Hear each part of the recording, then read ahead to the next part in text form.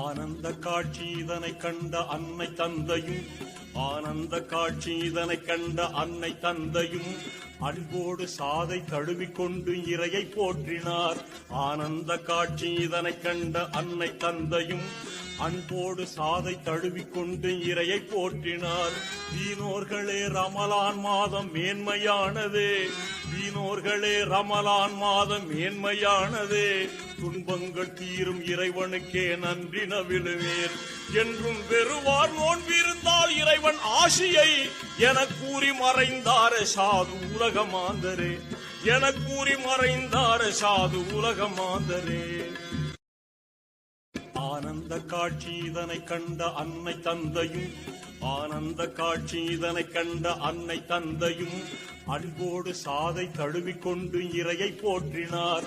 ஆனந்த காட்சி இதனை கண்ட அன்னை தந்தையும்